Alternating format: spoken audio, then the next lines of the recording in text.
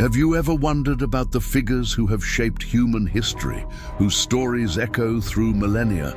Today, we're going to journey back in time to the sun-scorched deserts of Arabia to uncover the story of a man whose life would change the course of the world forever. This is the story of Muhammad, known to billions as Al-Mustafa, the Chosen One. Our story begins in the city of Mecca, a bustling hub of trade and pilgrimage, around the year 570. In this vibrant city, a child was born into the respected clan of Banu Hashim. His name was Muhammad, but his early life was marked by loss. His father, Abdullah, passed away before he was even born. His mother, Amina, cared for him until she too passed away when he was just 6 years old. The young orphan was then taken in by his grandfather, Abd al-Muttalib, and later, after his grandfather's death, by his loving uncle, Abu Talib. Despite these early hardships, Muhammad grew into a remarkable young man. He was known throughout Mecca for his character. People called him Al-Amin, the trustworthy, and Al-Sadiq, the truthful. He was a man of impeccable honesty and integrity, a thoughtful and reflective soul who often retreated to the mountains surrounding Mecca to meditate. He worked as a merchant, and his reputation for fairness earned him the trust of a wealthy and respected widow named Khadijah. Impressed by his character, she proposed marriage to him, and their union was one of deep love and mutual respect. For years, Muhammad lived a quiet life as a husband, father, and respected member of his community. But he was deeply troubled by the social ills he saw around him, the greed, the injustice, the neglect of the poor, and the polytheistic practices of his people. He felt a profound sense of spiritual searching, a longing for something more. This spiritual quest would lead him to the cave of Hira on a mountain peak just outside Mecca. It was during one of his solitary retreats in the cave in the year 610, on a night that would later be known as the Night of Power, that his life and the world would change forever. He was 40 years old. According to Islamic tradition, while he was meditating, the angel Gabriel appeared before him. The angel commanded him, "Iqra," which means read or recite. Muhammad, who was illiterate, was terrified and confused, responding that he could not read. The angel repeated the command twice more, until finally the first verses of what would become the Qur'an were revealed to him. This was the beginning of his prophethood. The message he was entrusted with was simple yet revolutionary. There is only one God, the sole creator of the universe, and humanity should submit to his will. This message, known as Islam, which means submission to God, called for an end to idol worship and a return to the pure monotheism of Abraham, Moses, and Jesus. It was a call for social justice, compassion for the poor and vulnerable, and the establishment of a righteous community. At first, Muhammad shared these revelations only with his closest confidants: his wife Khadijah, his young cousin Ali, his close friend Abu Bakr, and his freedman Zayd. They became the first believers. For 3 years, he preached in secret. But then, he received the command to share the message publicly. Taking his message to the people of Mecca was not easy. His call to abandon their ancestral gods and idols threatened the very fabric of Meccan society and the economic prosperity tied to its pagan shrines.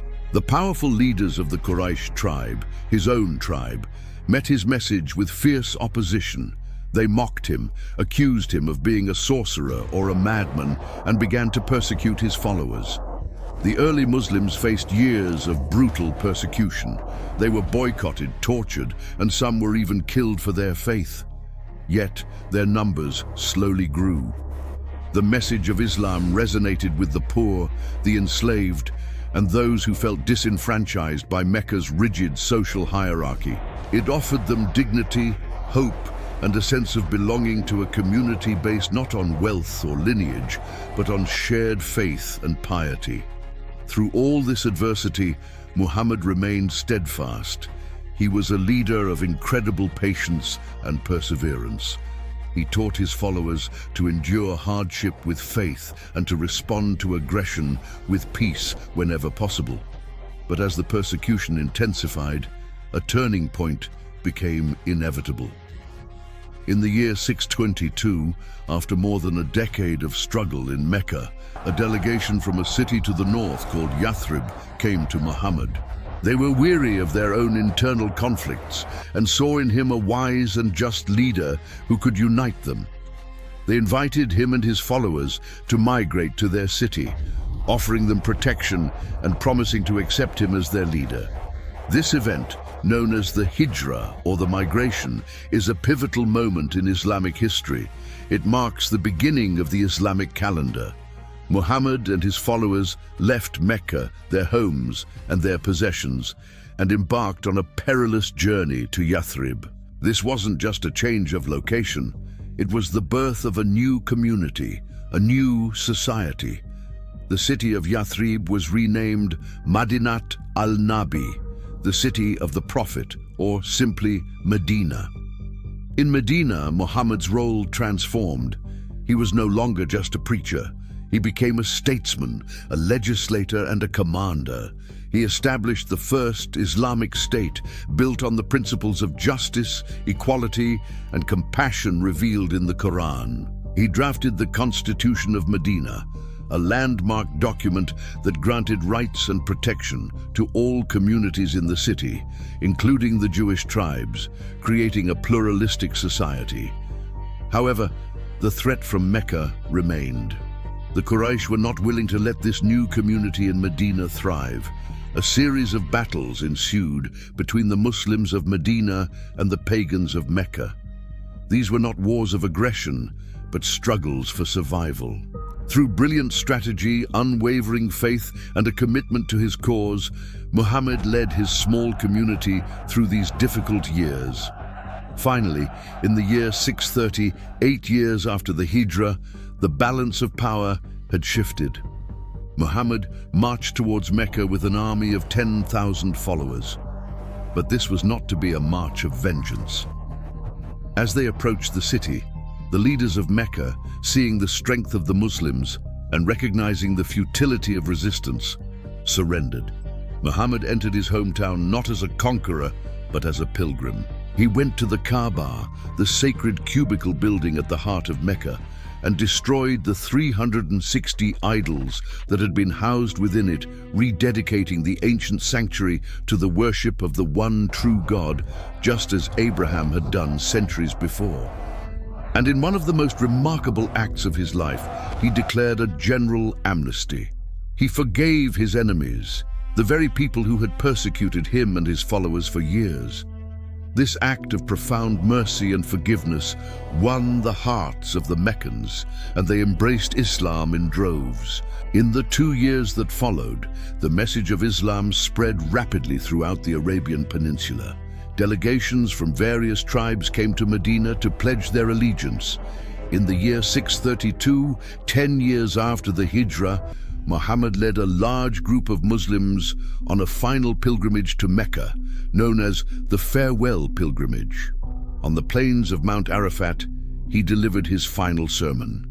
It was a powerful and moving address, a summary of his life's teachings. He spoke of the oneness of God, the sanctity of life and property, the importance of justice, the rights of women, and the brotherhood of all believers. He reminded them that no Arab is superior to a non-Arab, nor a white person superior to a black person, except by piety and good action. A few months after returning to Medina, Muhammad fell ill. He passed away in the arms of his beloved wife, Aisha, in the city that had become his home. His death was a profound shock to the Muslim community. But the legacy he left behind was not one of wealth or empire, but of faith, wisdom, and a sacred text, the Qur'an. The story of Al-Mustafa is not just a tale from the distant past. It is the story of an orphan who became a prophet, a merchant who became a leader, and a man who brought forth a message that continues to inspire and guide over 1 billion people today. It's a story of perseverance in the face of adversity, of compassion in the face of hatred, and of a profound and unshakable faith in a vision for a better world. Thank you for joining us on this journey through history. If you found this story insightful, please like, share, and subscribe for more content that explores the fascinating figures and events that have shaped our world. See you next time. And what did he have to show for it? Nothing but mockery, threats, and a wife who wished he'd just stop being a prophet. But he didn't stop. He couldn't. Because somewhere beyond this wicked city, beyond these deaf ears and hard hearts, Allah was watching. And Lut alayhis salam knew. He knew that this couldn't go on forever. It was an ordinary afternoon. Lut alayhis salam's daughter had gone to fetch water from the well near the city gates, the same routine she'd done 100 times before. But when she lifted her head from the bucket, she froze. 3 men stood at the entrance to the city, but they weren't just men. There was something about them, something that made her heart stop. Their faces were flawless, almost glowing. Their presence commanded attention without them saying a word. She'd never seen anyone like them. No one had, and immediately she knew. If these strangers walked into Sodom, they were finished. She dropped everything and ran. Her sandals slapped against the dirt road as she sprinted toward the fields where her father was working. "Father, father!"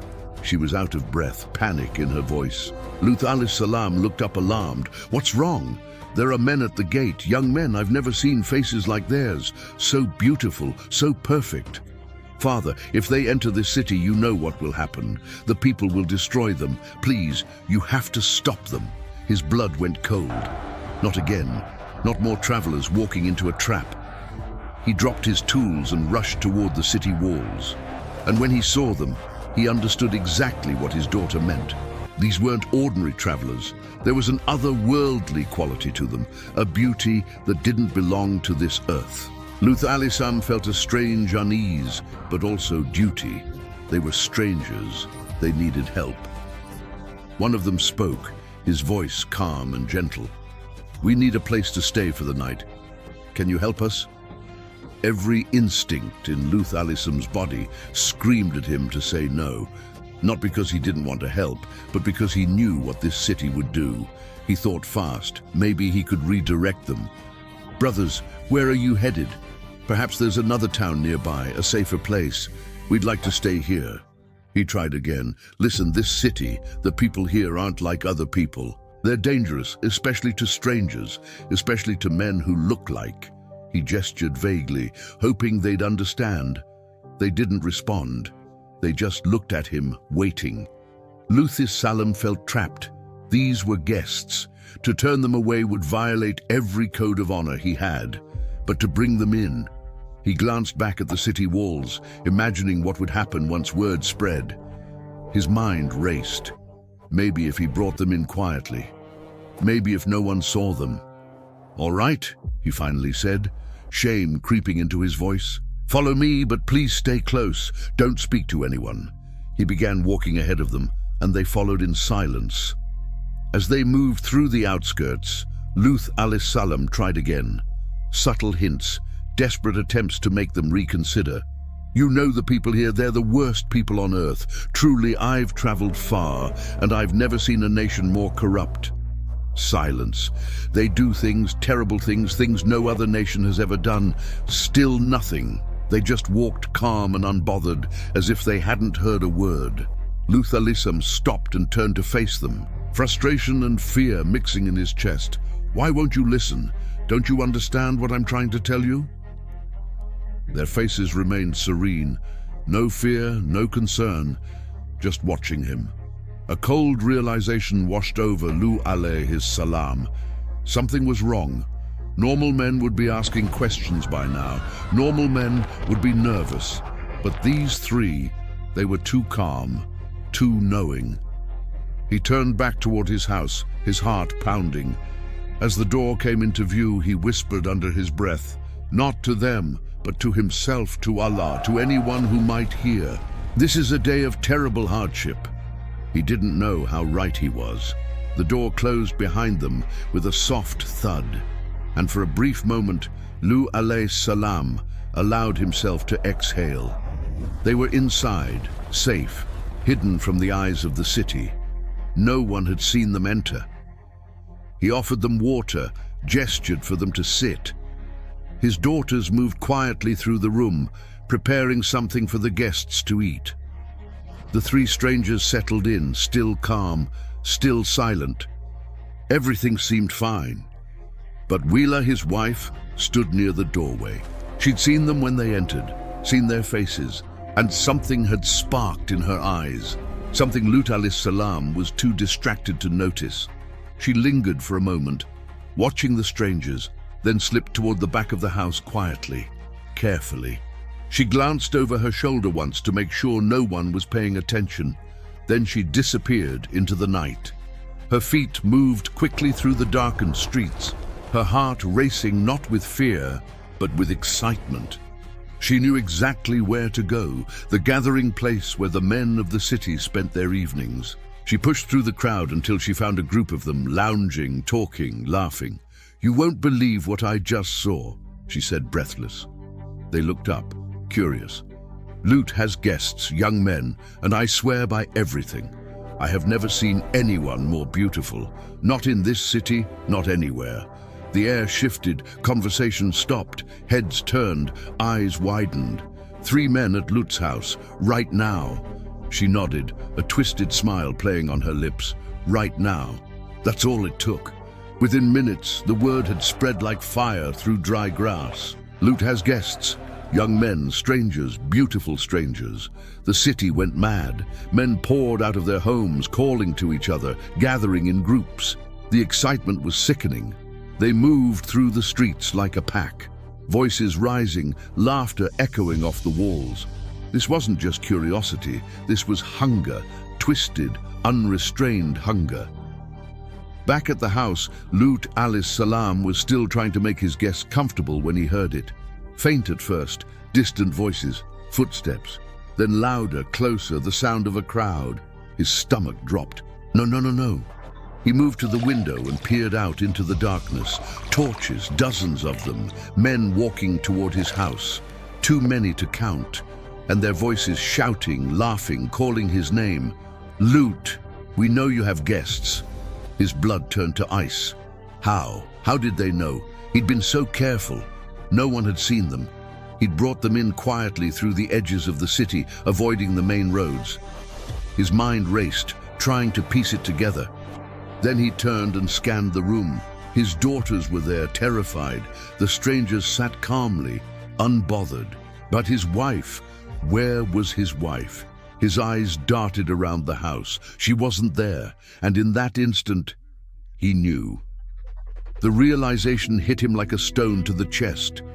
She told them his own wife, the woman who shared his home, the mother of his children, she had betrayed him. The voices outside grew louder, more aggressive. Fists started pounding on the door. "Open up, Lut. Don't make us break it down." His daughters clutched each other, trembling. The strangers remained still, their expressions unreadable. And Lut alayhi salam stood frozen in the center of his own home, the weight of betrayal crushing him from the inside. His wife had just sentenced him and his guests to a nightmare. The pounding on the door grew heavier. The voices were more frenzied. The crowd was growing, swelling. The entire city was coming, and there was nowhere to run. Lut alayhi salam pressed his back against the door, his hands shaking, his mind screaming one desperate question. What do I do now? Outside, the mob roared his name. Inside, the strangers finally stood. The house was completely surrounded.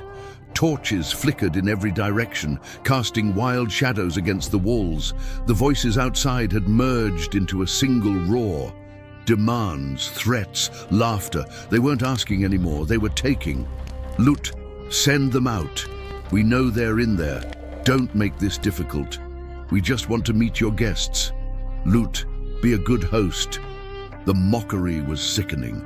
They knew exactly what they were doing and they didn't care.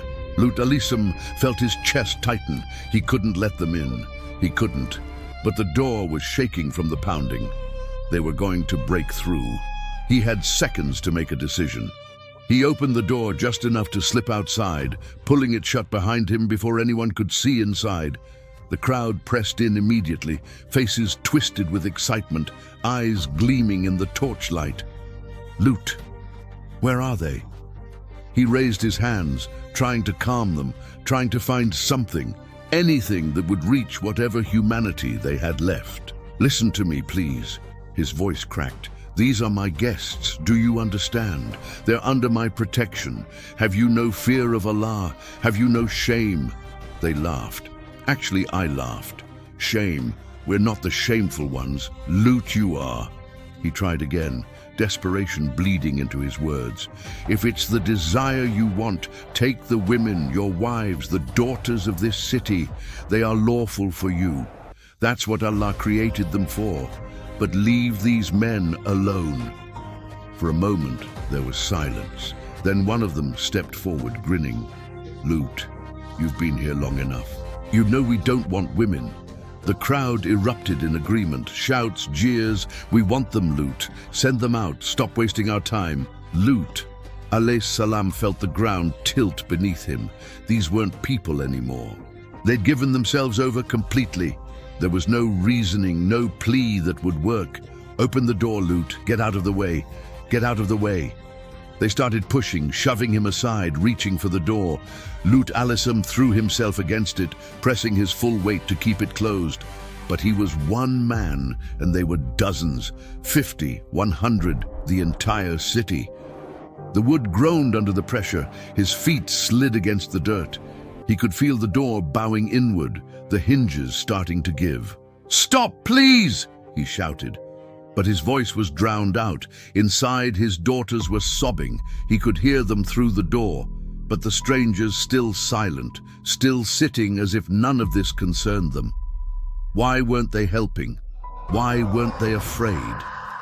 The door cracked. A splinter shot across the frame. Lut alayhi salam felt his strength giving out. His arms were shaking, his back ached from the pressure. He was alone, completely alone.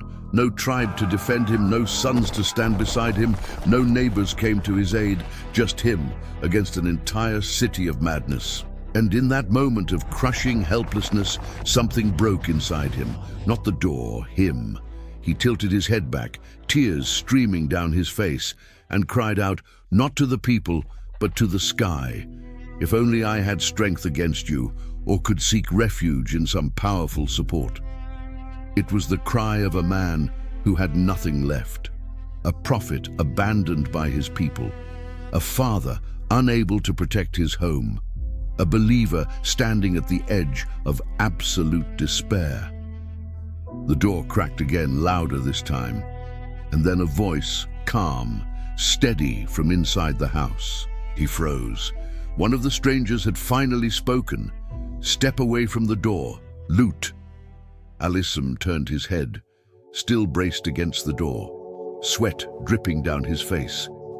The strangers were standing now, all three of them, and for the first time since they'd arrived, there was something different in their eyes, something that made the air feel heavier.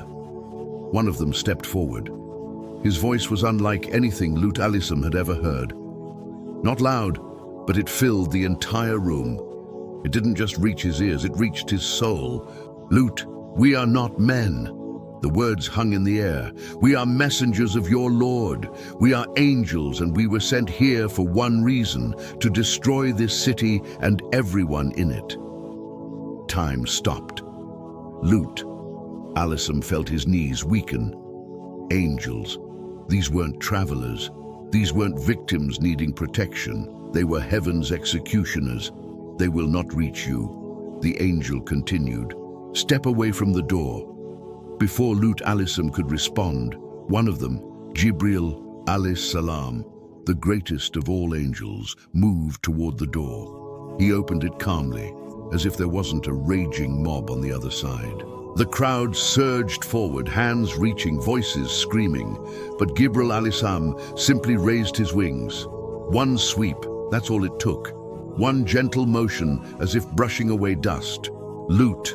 They were struck with sudden blindness, stumbling in terror, unable to see. The screaming changed. It wasn't exciting anymore, it was confusion. terror.